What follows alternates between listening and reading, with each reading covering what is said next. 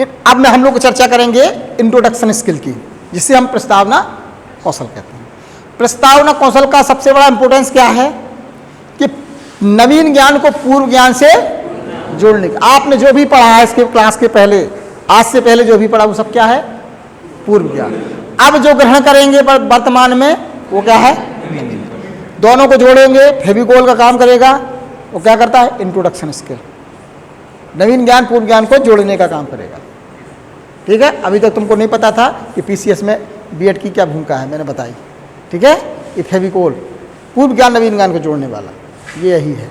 ठीक है, प्रस्तावना प्रश्न में आपसे पहले, आपकी कक्षा से पहले कोई टीचर पढ़ा के गया था तो वो श्याम पर डस्टर से तो मिटा देगा, डस्टर से ऐसे करके मिटा देगा। श्याम आपकी दिमाग से कैसे मिटाएगा? प्रश्न पूछेगा।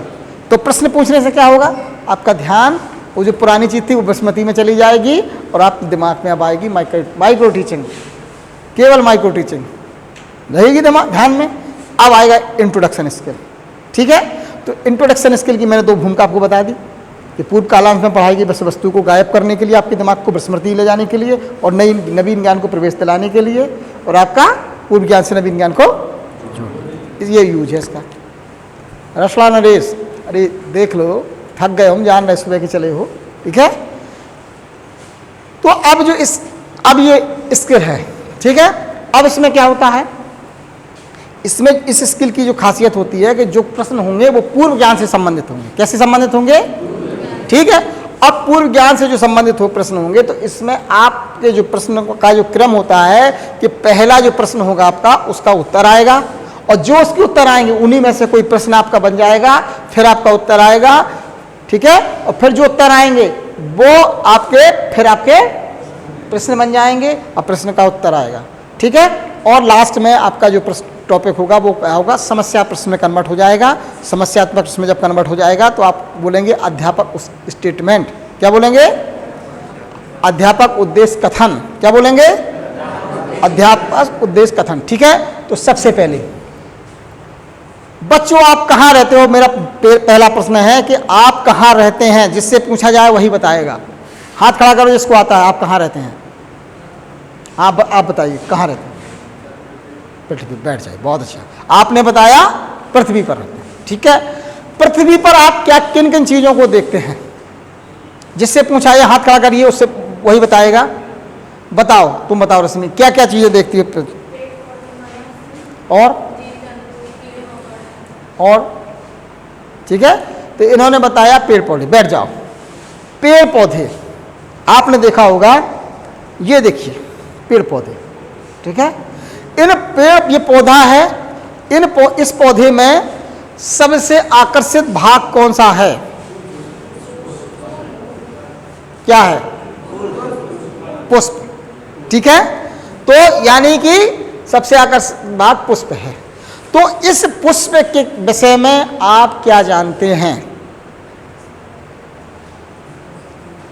तो छात्रों, आज हम सब लोग मिलकर पुष्प के भागों के बारे में अध्ययन करें। समझ में बात आ गई? इतना आपको करना है। क्लियर कट बात? एक और उदाहरण देता हूं। हम कहां रहते हैं? पृथ्वी पर। पृथ्वी पर रहते हैं, समूह में नहीं बताना है। कहाँ रहते हैं? जिससे पूछा जाए, सुनील कहाँ रहते हैं? पृथ्वी। खड़े होके अच्छे से, पर विद्यार्थी बन जाओ। पृथ्वी पर रहते। ठीक है, बैठ जाइए। पृथ्वी पर जीवन जीने के लिए किन किन चीजों की जरूरत है? तुम बताओ। हाँ, हवा, पानी। और बैठ जाओ। और बताओ भाई, और इसके अलावा कौन बताएगा?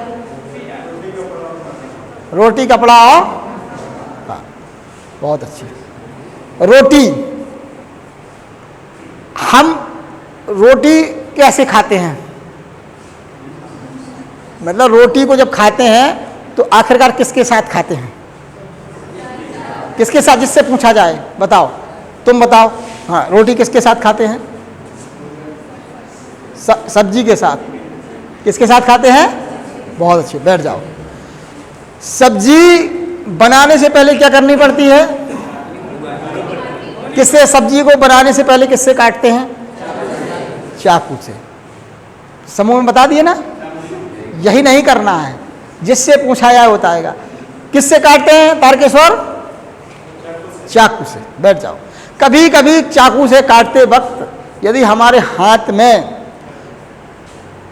कट लग जाता है, चोट लग जाती है, तो क्या निकलता है? तुम बताओ सुप्रिया। खून। तो बच्चों, आज हम रक्त के बारे में अध्ययन, आप समझ में आया आपको कि नहीं आया? मैंने एक उदाहरण दिया रक्त का कि इस तरीके से आप पहला प्रश्न पूछेंगे, फिर उसका उत्तर आएगा, उसका उत्तर आएगा, उसका उत्तर आएगा, उसका प्रश्न, ठीक है, एक क्रम चलेगा कि पहले प्रश्न, उसका उत्तर आएगा, फिर जो उसका उत्तर आएगा वो प्रश्न में कन्वर्ट हो जाएगा, फिर वो जो प्रश्न आएंगे उत्तर में, उत्तर प्रश्न में, लास्ट में समस्यात्मक प्रश्न बन जाएगा कि भाई खून के बारे में आप क्या जानते हैं, तो बस सीधा हो जाएगा। तो अब आप पूछेंगे ना अगला कि रक्त के विषय में आप क्या जानते हैं। अगर पूछ रहे तो रक्त नहीं है तो डायरेक्ट बता दोगे रक्त के बारे में अध्ययन कर रहे हैं, नहीं तो समस्यात्मक आएगा, कहीं तो फंसेगा। उसका उद्देश्य क्या होता है कि आपको जो पहले आपने पढ़ा है पिछले पीरियड में उसको भुलाना है, नई चीज को प्रवेश कराना है और पूर्व ज्ञान से नवीन ज्ञान को जोड़ना। यही इंट्रोडक्शन स्किल कहलाता है। लेकिन बस प्रश्न पूछने की कला होती है जो मैंने आपको बताई। प्रश्न पूछने में क्या कला होती है? प्रश्न पूछने की मैंने आपको कला बताई, वो कैसी होनी चाहिए? जो प्रश्नों का समान वितरण होना चाहिए। पहले प्रश्न, फिर बाद में आपको उत्तर निकालना चाहिए। प्रश्न आपका समूह में होना चाहिए, सामूहिक हो, और उत्तर व्यक्तिगत किसी छात्र को खड़ा किया। ऐसा नहीं कि हमने ये पूछा भारत की राजधानी, सब चिल्ला पड़े नई दिल्ली, ऐसा नहीं होना चाहिए। जिससे पूछा जाए वो बताए। ठीक है, जरा बंद करो, जरा कॉल आया, मैं बात कर